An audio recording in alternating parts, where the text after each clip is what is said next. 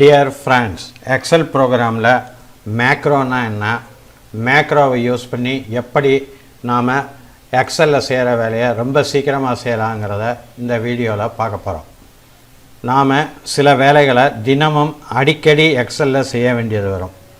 அந்த மாதிரி வேலைகளை எக்ஸலில் இருக்கிற மேக்ரோ டூலை யூஸ் பண்ணி ஒரு தடவை ரெக்கார்ட் பண்ணிட்டா அதை எத்தனை தடவை வேணாலும் ரன் பண்ணி அந்த ஒர்க்கை நம்ம ரொம்ப ஈஸியாக செய்யலாம். நாம் செல்ஃபோனில் ஒரு வீடியோவையோ அல்லது ஆடியோவையோ ரெக்கார்ட் பண்ணிவிட்டு அதுக்கப்புறம் எத்தனை தடவை வேணாலும் ப்ளே பண்ணி பார்க்கலாம். அதே மாதிரி இங்கே ஒரு தடவை மேக்ரோ யூஸ் பண்ணி ரெக்கார்ட் பண்ணிட்டீங்கன்னா அதை எத்தனை தடவை வேணாலும் நாம் ரன் பண்ணலாம். நார்மலாக எக்ஸலில் ஏதாவது டேட்டாவை என்டர் பண்ண பிறகு அதை ஃபார்மேட் பண்ணுவோம்.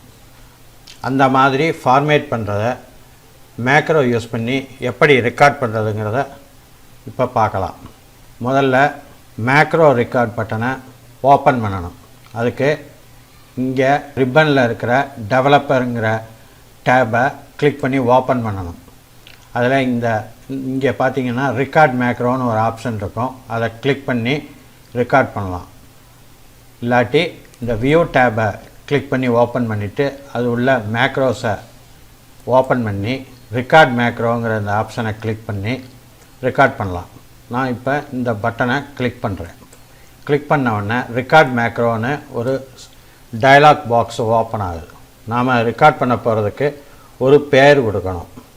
நாம் என்ட்ரு பண்ண போகிற டேட்டாவை ஃபார்மேட் பண்ணுறதுனால ஃபார்மேட் டேட்டான்னு பேர் கொடுக்க போகிறேன்.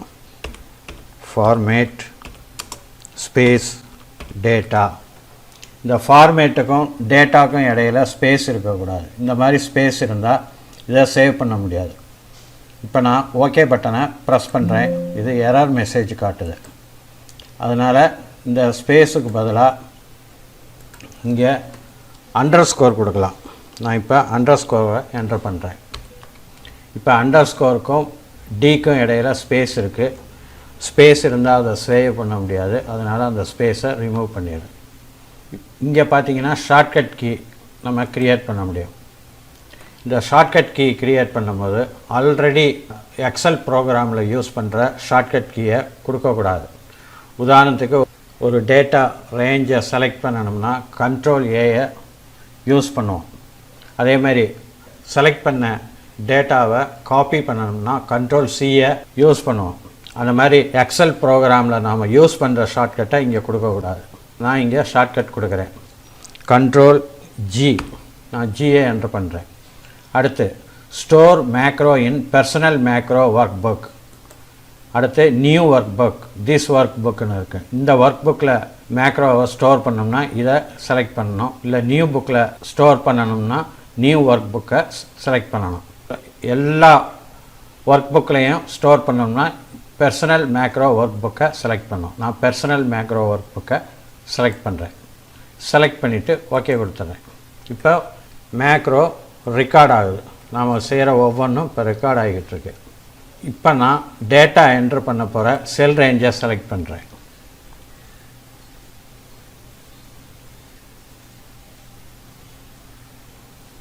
இப்போ செல் ரேஞ்சை செலக்ட் பண்ணிவிட்டேன். இதில் பார்டரை என்ட்ரு பண்ண போகிறேன். அதுக்கு ஹோம் டேப்பை ஓப்பன் பண்ணி பார்டர்ஸ் உள்ள போய் ஆல் பார்டர்ஸை செலக்ட் பண்ணேன். செலக்ட் பண்ணதும் இங்கே பார்டர்ஸு என்ட்ரு ஆகிடுது. இப்போ நான் ஹெட்டிங்ஸை என்ட்ரு பண்ண போகிறேன்.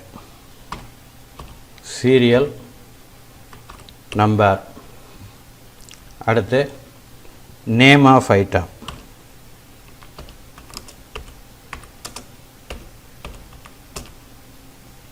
இப்போ இந்த செல்லோட வித்தை கூட்டுறேன். அடுத்து நம்பர் ஆஃப் ஐட்டம்ஸ் சோல்டு.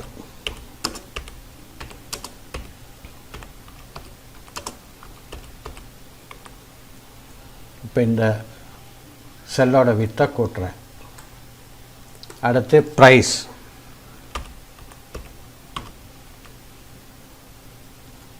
அதுக்கடுத்து டோட்டல் அமௌண்ட்.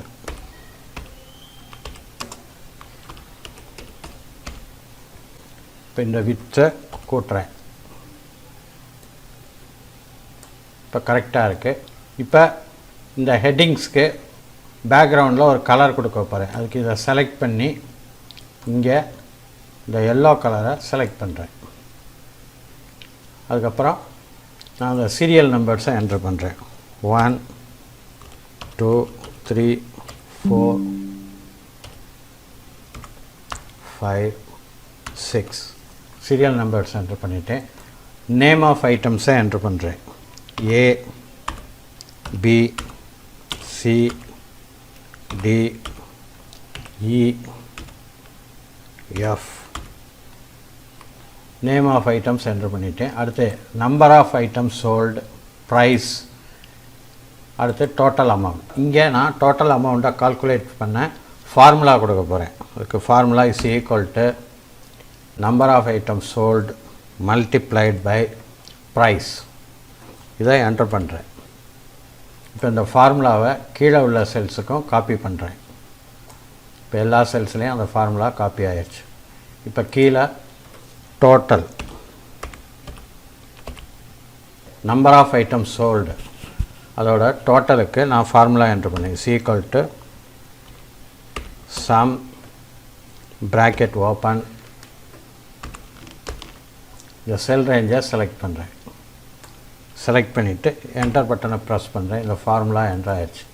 இப்போ இந்த ஃபார்முலாவை இந்த பக்கத்தில் உள்ள செல்ஸுக்கும் காப்பி பண்ணுறேன். இப்போ இந்த டோட்டலை செலக்ட் பண்ணி இதுக்கு ஒரு கலர் கொடுக்குறேன். இந்த மாதிரி ஒரு லைட் கலர் கொடுக்குறேன். அடுத்து இங்கே ஹெட்டிங் என்ட்ரு பண்ண போகிறேன்.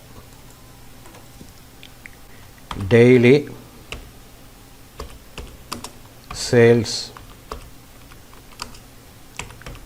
டீடைல்ஸ். இப்போ இந்த செல்ஸ் எல்லாத்தையும் செலக்ட் பண்ணுறேன்.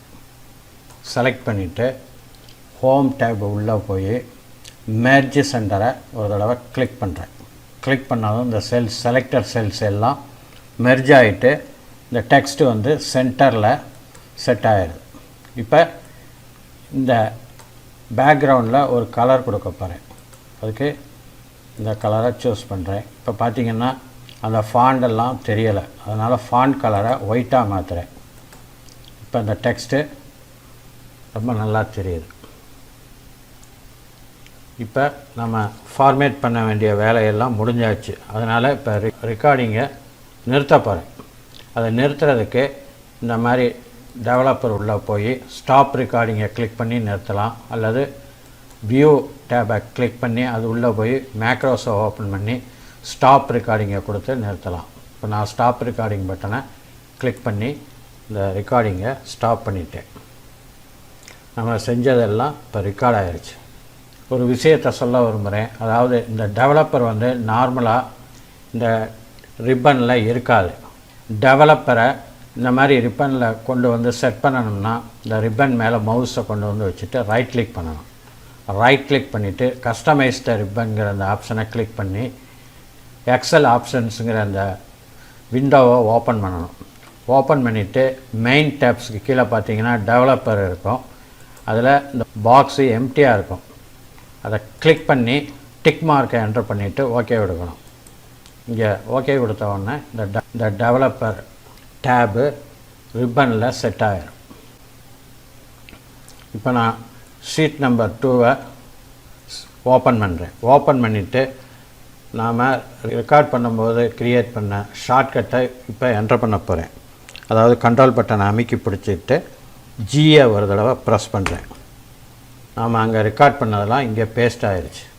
இப்போ நம்பர் ஆஃப் ஐட்டம்ஸ் சோல்டு அதை என்ட்ரு பண்ணுறேன். Price 100 rupees. இங்கே பார்த்தீங்கன்னா ஆட்டோமேட்டிக்காக டோட்டல் அமௌண்ட்டு என்ட்ராயிருச்சு. கீழேயும் டோட்டல் என்ட்ராயிருது. இப்போ இதில் 20, இது 200, பார்த்திங்கன்னா 400 கரெக்டாக இதாகிருக்கு. இதை வேறு ஒரு மெத்தட் யூஸ் பண்ணியும் இந்த மாதிரி பேஸ்ட் பண்ணலாம். அதுக்கு ஷீட் நம்பர் 3யை ஓப்பன் பண்ணுறேன். ஓப்பன் பண்ணிவிட்டு இந்த டெவலப்பர் டேப்பை ஓப்பன் பண்ணணும். ஓப்பன் பண்ணிவிட்டு இந்த மேக்ரோஸை ஓப்பன் பண்ணணும். ஓப்பன் பண்ணி நாம் பேர் கொடுத்தது ஃபார்மேட் டேட்டான்னு பேர் கொடுத்தோம். அதனால் இந்த மேக்ரோவை செலக்ட் பண்ணணும். நாம் இதுக்கு முன்னாடி நிறையா ரெக்கார்ட் பண்ணியிருந்தால் அதோட பேரெல்லாம் இங்கே தெரியும். நமக்கு தேவை இந்த ஃபார்மேட் டேட்டா. அதை செலக்ட் பண்ணிவிட்டு ரன் பட்டனை கிளிக் பண்ணோம். இன்னொரு மெத்தட், இங்கே வியூவை ஓப்பன் பண்ணி இதில் மேக்ரோஸை ஓப்பன் பண்ணி வியூ மேக்ரோஸை கிளிக் பண்ணி ஓப்பன் பண்ணணும். இதில் நமக்கு தேவையானது ஃபார்மேட் டேட்டா. அந்த மேக்ரோ செலக்ட் பண்ணிவிட்டு ரன் பட்டனை கிளிக் பண்ணிங்கன்னா இதே மாதிரி பேஸ்ட் ஆகிரும்.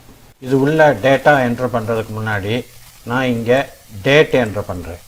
1/1/2021 டேட் என்ட்ரு பண்ணிட்டேன். டேட்டு என்ட்ரு பண்ணதுக்கப்புறம் இங்கே உள்ள மற்ற டேட்டாவை என்ட்ரு பண்ணலாம். நான் ஷீட் நம்பர் 2ல் இந்த டேட்டு என்ட்ரு பண்ண மறந்துட்டேன்.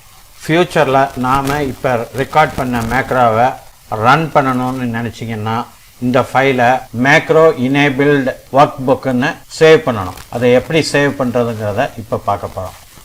ஃபைலை கிளிக் பண்ணி ஓப்பன் பண்ணி அது உள்ள சேவ் ஆஸை கிளிக் பண்ணணும். நாம் கம்ப்யூட்டரில் இந்த ஃபைலை எங்கே ஸ்டோர் பண்ண போகிறோமோ அதை ஓப்பன் பண்ணணும். நான் டெஸ்க்டாப்பை ஓப்பன் பண்ணுறேன். இங்கே அதுக்கு ஃபைல் நேம் கொடுத்துடணும். இங்கே சேவ் ஆஸ் டைப் பார்த்தீங்கன்னாக்கா எக்ஸல் ஒர்க் புக்குன்னு இருக்குது. இதை கிளிக் பண்ணி ஓப்பன் பண்ணுறேன். இது உள்ள நிறையா ஆப்ஷன்ஸ் இருக்குது. இதில் எக்ஸல் மேக்ரோ இனேபிள்டு ஒர்க் புக்கை செலக்ட் பண்ணி இந்த சேவ் பட்டனை கிளிக் பண்ணி சேவ் பண்ணணும். இந்த மாதிரி சேவ் பண்ணால் தான் ஃப்யூச்சரில் நாம் இப்போ ரெக்கார்ட் பண்ண மேக்ரோவை ரன் பண்ண முடியும். டியர் ஃப்ரெண்ட்ஸ், உங்களுக்கு இந்த வீடியோ பிடிச்சிருக்குன்னு நம்புகிறேன். மறக்காமல் இந்த சேனலை சப்ஸ்கிரைப் பண்ணுங்கள், லைக் பண்ணுங்கள், ஷேர் பண்ணுங்கள். நன்றி, வணக்கம்.